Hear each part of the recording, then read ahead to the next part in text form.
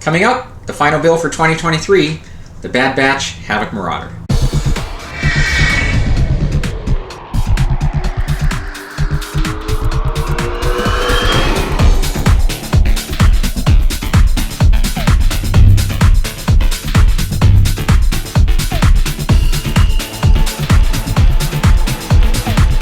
Well, hey everyone, and welcome back to another episode of Maurader. So it is getting close to the end of 2023, hard to imagine, but yeah, this year is wrapping up, so I want to wrap up the year with one final build. This is the Havoc Marauder now. It's a 1/44 scale model of the ship from the Bad Batch television series, and the model is produced by AMT.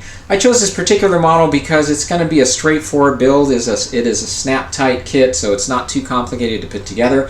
One of the reasons for that is I'm experiencing a little bit of tendonitis here with my left elbow, and man, it was a challenge to get through that Cyclops build because it makes it painful to grasp onto things. So as I was holding onto the model spray painting, it was, it became a bit uncomfortable. So I wanted to choose something that was going to be a little easier, and so we're going to move on with this kit here. I'm going to be lighting the kit, so we're going to provide a light for the cockpit, one for each engine, and there's a gunner section at the tail end that requires a red LED. Also, for painting the model, I'll be using the paint mask designed by Lou Dalmasso. Well, before we get started here with the build, let's take a quick look at what comes inside the box, and I'll also give you a look at the paint mask that Lou Dalmasso designed for this ship. So we have 6 trees here that contain all of the parts, starting here with the cockpit. You can see it has some nice panels and detailing there. We've got the wing. This piece goes towards the aft section of the main hull. We've got the bottom of the cockpit here now, and another one of the wings there. More parts on this one. And then we have the middle to aft section of the main hull. Again, giving you a closer look at the detailing they've provided now on the surface here. And this one here contains the other wing that goes on the top part of the ship. So these can be found now on culttvman.com. I'll place the link below. These are designed again by Lou Dalmasso at Aztec Dummy. And as always, does a thorough job of providing all the masks needed to mask off windows and to give us those nice panel lines that we're going to be applying here on the hull. The other side of the sheet here now shows the masks for the wings, which should make painting those easy. And one other thing that Lou added was the insignia of the Bad Batch that he says you can use to add on to the ship itself or the base. Alright, so ready to dive into the build. One other thing I want to make note of is the color I'll be using as the base color. I've chosen to use this Blue Echo from Folk Art. This is something I came across on a YouTube video. There's a channel called Eagle Models. He does a great job with his models. I'm a fan of his work. I'll put the link down below to this particular video. But I really do like the shade of this color and the way it came out with his build. I was originally going to use this Haze Gray from Tamiya. This is something that's often recommended for Imperial fighters. If you take a look at this screenshot now, you'll see that the Marauder has a fairly intricate paint scheme. It's not a clean looking ship because this is a ship now that's been through quite a bit. It's not being maintained at an Imperial facility, so understandably it's going to look a bit more beat up and weathered. And I thought I'd have a better chance at achieving that sort of look with a color that I can mix more grays and other darker shades into versus trying to deal with something from a rattle can. So I'll set this aside for another project in the future. In the meantime, let's go and begin our build. Okay, so I've started on the build here already, and you see that I have the parts painted black. That is suggested when you're using these paint masks. And so I'm going to set the wings aside here while I get you caught up on what I've done with the cockpit. So I've already installed the windows, and I also have installed a red SMD. This is a chip size SMD from Evans Design. It's going to be illuminating in a downward direction there. We've got some reflective tape on the back to help with light blocking and illumination. The red windows have been frosted over, and that's just simply to obscure the view of the interior since there's nothing to look at, and that way you won't be able to see the SMD just there sitting there on its own. Wanted to show you these clear parts. You'll notice there's 2 identical trees here. Apparently it's cheaper to produce these trees this way versus trying to produce the smaller parts individually because you do need 2 different colors. You need the blue ones for the engines And you need the clear red plastic for the windows. I've used the masks now for each of these parts, and on this piece here, which is the canopy for the gunner section, I've also applied some liquid mask on the back to protect it when I paint the frame. Alright, so I'm going to move forward now. We're going to continue on with assembling this piece here and applying the masks to the nose.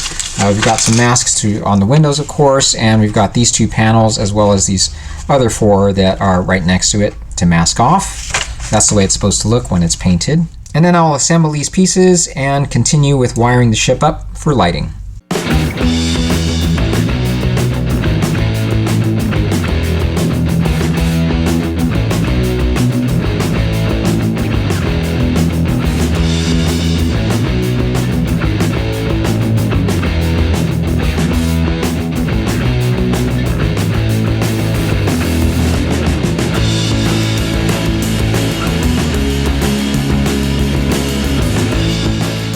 Okay, well, the lights now are in place into the aft section here. We've got 1 cool white SMD for each engine, and I ended up mounting a nano-size red SMD on the floor. My original idea was to mount a chip-size SMD here, but I changed my mind because what I want was just a nice diffuse glow throughout this section, and if I had mounted a chip-size SMD facing outward, it would just be too bright, just a big hot spot shining out there. So I also applied some of this aluminum tape, as you saw in the footage there, to help with light diffusion. So take a look at this light test, and you can see it's accomplishing what I had hoped for. We're getting a nice diffuse glow in that gunner section. Alright, so all the wires now are secure in place with super glue. I rather use super glue versus hot glue just to make sure you're not going to damage your SMDs. The high temperature could potentially damage them. As long as you have an accelerator, this is a great way to secure your wires in place.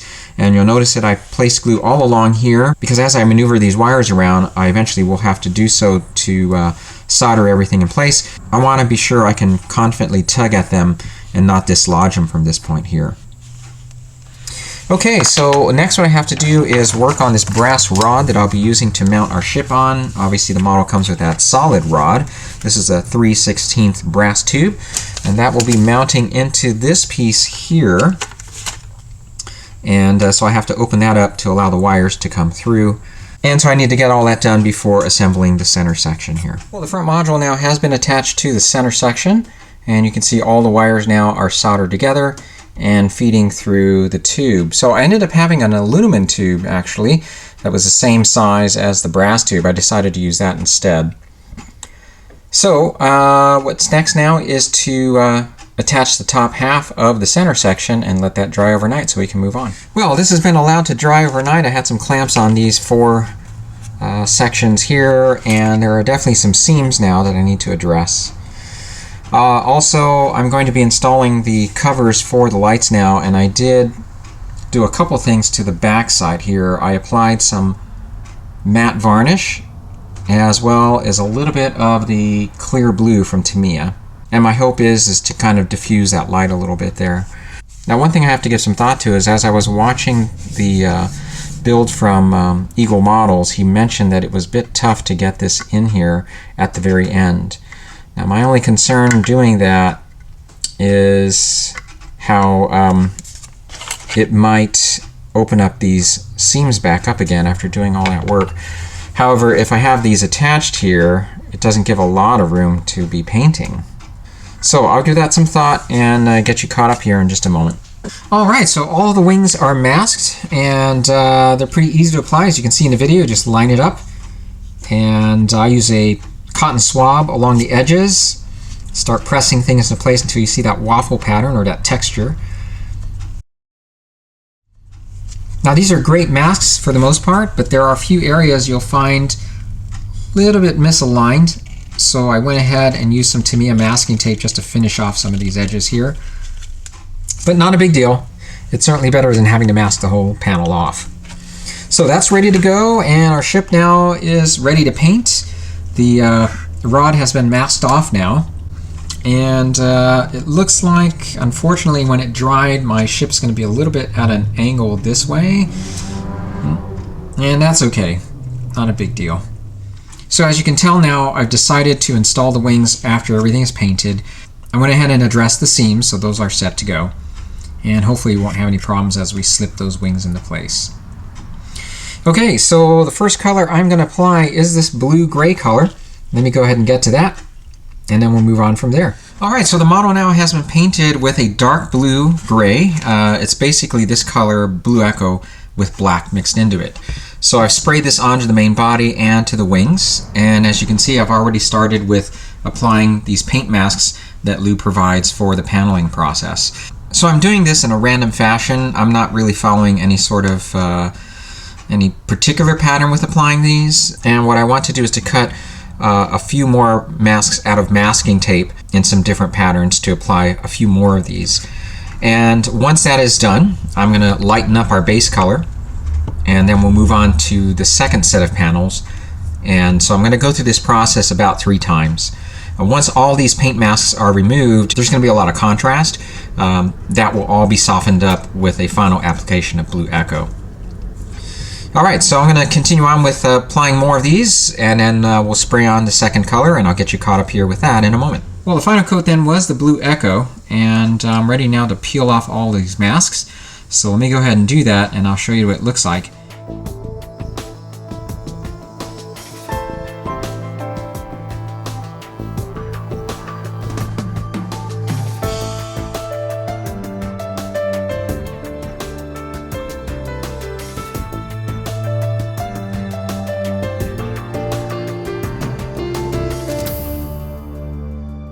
Well, this is how it looks after the masks have been removed. I think it's looking pretty good so far. Now, a little disappointed that some of the light gray is not coming through as well. There's not a lot of contrast there between that light gray and the base color. So I think I'm going to apply a few more panels here and there. Well, I've applied a few more masks here, and I'm just going to kind of go through this one by one. I'm going to do a ton of this here now and use my Renegade airbrush to apply paint.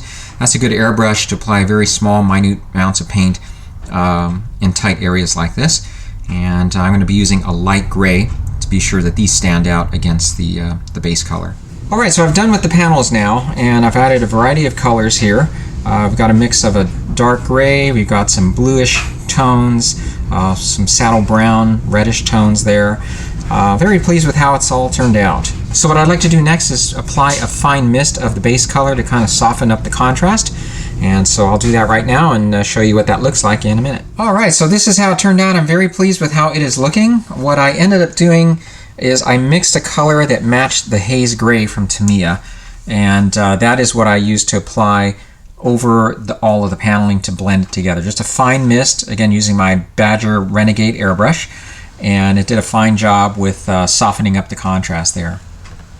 I know it's hard to tell in the camera the various tones I've been using here, but the haze gray is a little bit more of a greenish blue, I'd say. To get to that color, I ended up mixing the Blue Echo with the neutral gray from Vallejo and a little bit of this light green blue. And I came up with a mix that is pretty close to the haze gray. I also applied this onto the wings, and you'll also notice that the surface looks glossy, and that's because I've applied a gloss coat now to prep for a wash. So I'm going to apply a wash and maybe use some of the MIG ammo mixes there to complete the weathering process. And I'll be doing the same thing to the wings.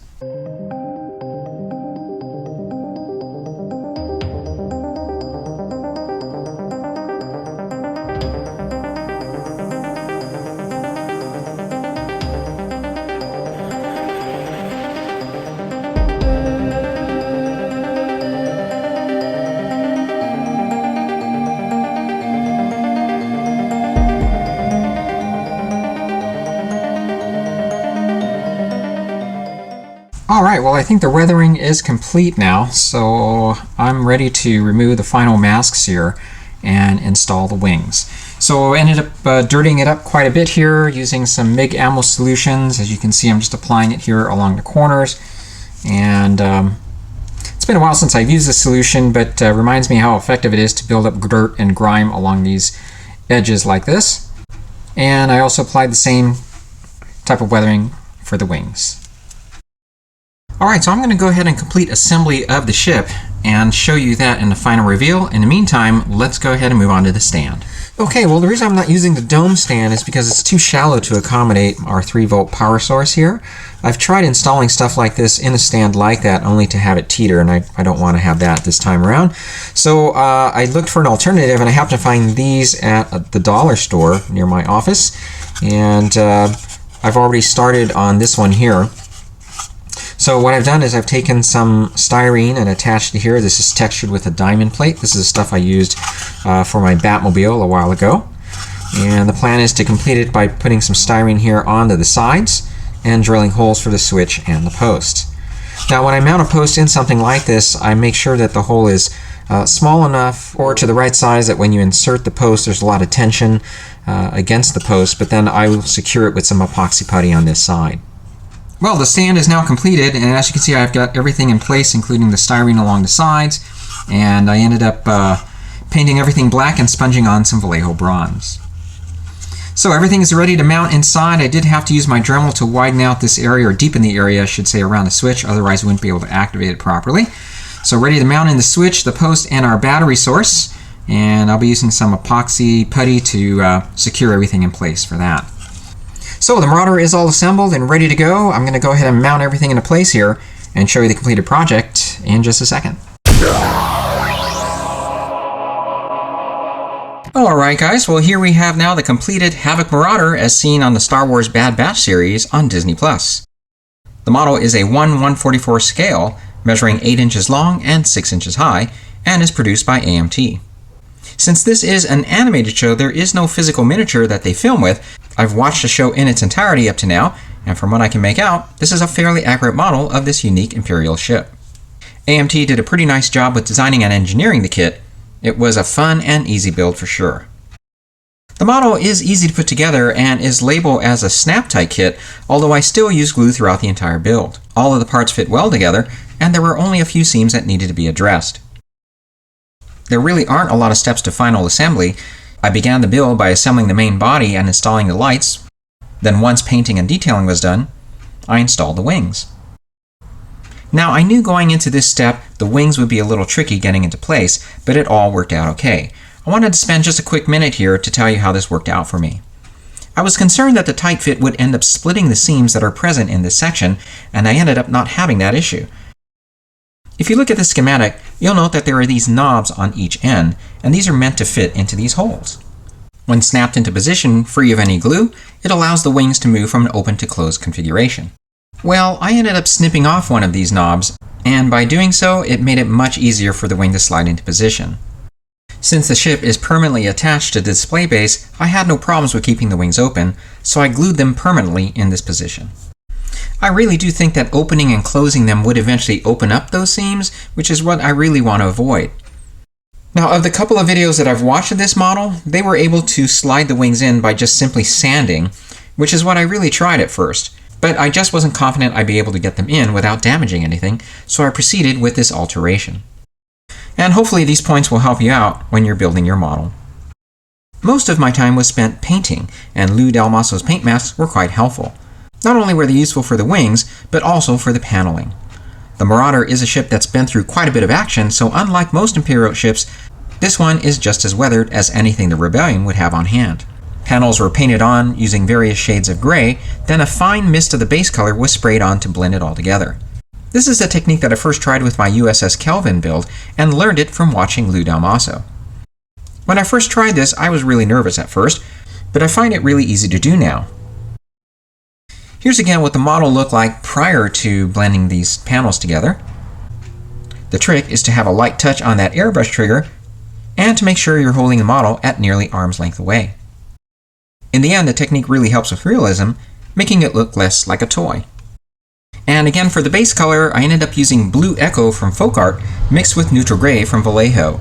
And this gets close to replicating a color by Tamiya called Haze Gray, which is often recommended for Imperial ships.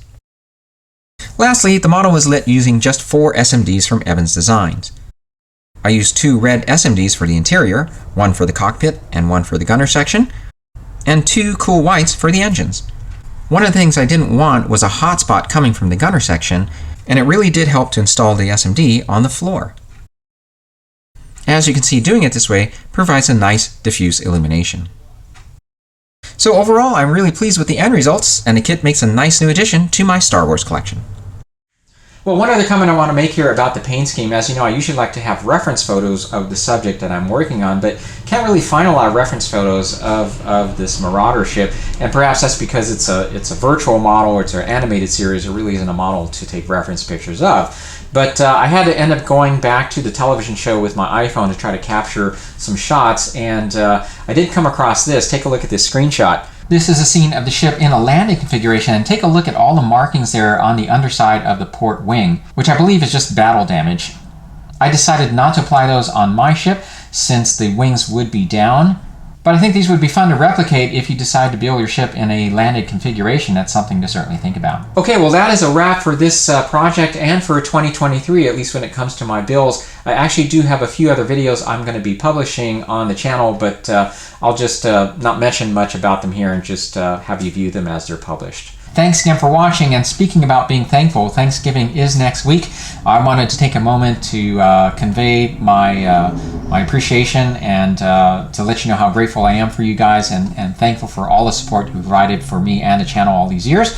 So thank you very much, and I do want to convey also my best wishes to you and your family. Even though there's a lot of craziness in the world that surrounds us all the time, it's important for us to stop and be thankful for what we do have, and I just think that's really important. All right, guys, thanks again for watching, and I'll see you in the next one. Take care.